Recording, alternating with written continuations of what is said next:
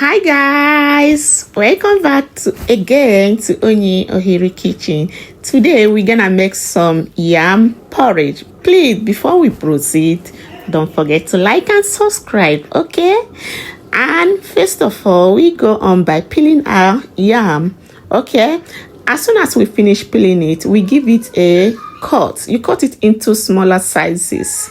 Okay, you can see how I am cutting my yam. This is how I made my yam porridge, and it's always the best, guys. Okay, after cutting it, I set it aside and also cut my tomatoes. I'm using fresh tomatoes. I love my yam porridge with fresh tomatoes.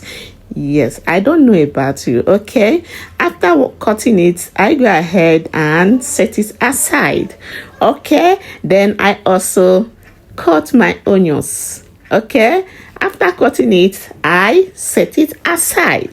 Okay, now here is my fish. I wash my fish with warm water. Okay, so let's start the cooking. I go ahead by adding my oil. As soon as I add my oil, I add my onions. Please don't bleach your oil. Yes, then I add pepper. Okay, then I stir all together, just little pepper. Okay, then I also add my chopped tomatoes.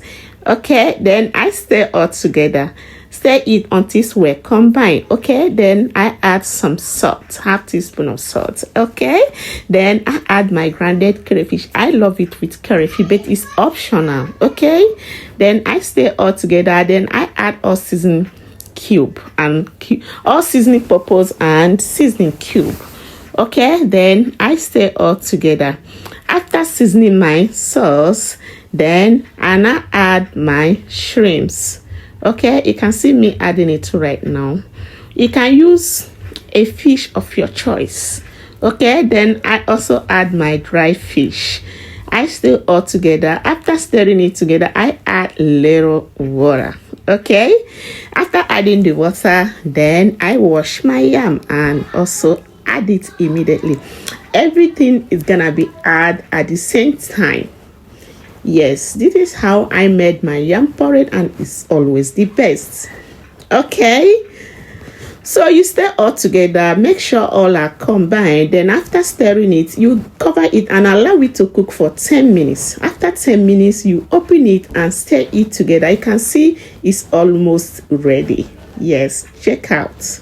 Okay, then I go ahead and add my ugu leaf. Ugu leaf is also optional. You can use a leaf of your choice. I use ugu and otazi to achieve this because I love otazi so much. Yes, I love otazi.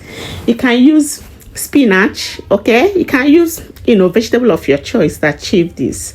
As soon as I add my vegetable, I stir it together and allow it to cook for just a minute. Please don't cook your vegetable so long. After a minute, I bring it out and dish and enjoy, guys. This is mouth watering. Thank you for watching, and please don't forget to like and subscribe. Bye.